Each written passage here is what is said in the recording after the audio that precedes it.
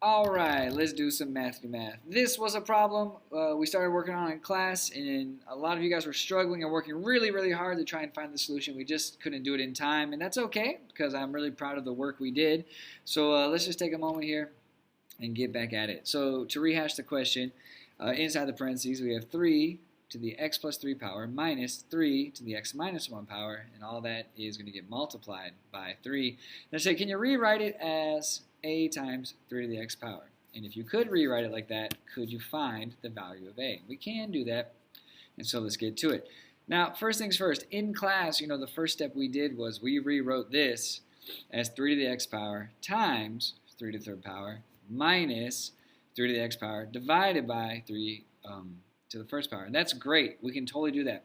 And just something to think about, because these are all exercises of multiplication, we can do that at the beginning, we can do that at the end.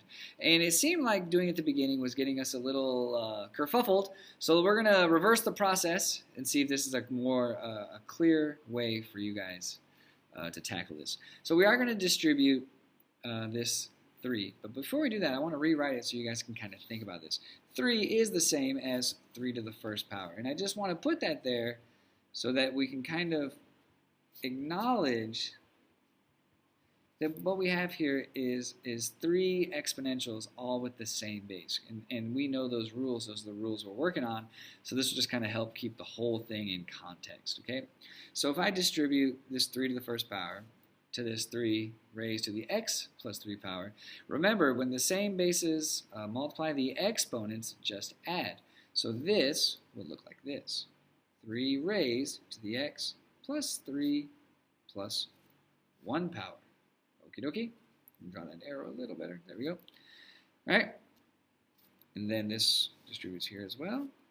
And again, because the same base, we just add. This would be like 3 to the x power minus 1 plus 1. And that plus 1 is right there. Okay? So that 1 is what's happening there. Remember, this is all because we're multiplying with the same base. Okay, we can do this math pretty straightforward here. What is 3 plus 1? Well, that is 4. So we have 3 raised to the x plus 4 power. And then we have minus, we have our base, and now we have negative 1 plus 1, which just cancels out. That's 0. So we just have negative 3 to the x power. And we are cooking with peanut oil. Here we go. So remember, when we tried this in class, we broke this apart with the rules we know. So we do need to do that. So we're going to break it apart now. So 3 raised to the x plus 4 power is the same as saying 3 raised to the x power times 3 raised to the 4th power minus 3 raised to the x power. Okay, so that's the same step we did. We just did it later. Okie dokie. Now, this really does come down to order of operations and being careful. So this whole situation, that is one big story in itself. But inside this story, order of operations says, you know what, this needs to happen first, right? So essentially what we have here is kind of two pieces of action. This has to happen, and this has to happen. And if we look at our goal up here, we want to get a constant, a, there's no variable there, times a 3x. And so we're getting kind of close here, and let me show you why. We know that 3 to the 4th power is 81. So we have 3x times 81. I'm sorry, 3 raised to the x power times 81 minus 3 raised to the x power. Okay? So now we have our constant. And so now that's why we have this great big clue, because we're saying, oh, I got the constant, and I got to multiply by 3x, oh, but what is all this happening, right? And it's so close. We just got to get rid of one of these somehow. And this is where we kind of think about this.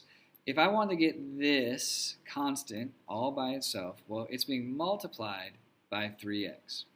Well, 3 to the x power. And we know how to undo multiplying. Well, we divide.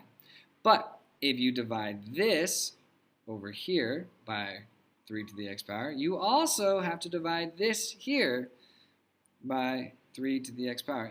And what this is just setting up factoring. So if we factored those out, right, if we rewrote it after factoring, it would look like this. 3 to the x power. And so 3 to the x power divided by 3 to the x power is we're going to just leave that because that would be 1. 1 times 81, right? So we have 81. Sorry about that. I thought I made a mistake. We're good. So the only thing left is 81. Oh, now I can redo that if it makes you guys feel better.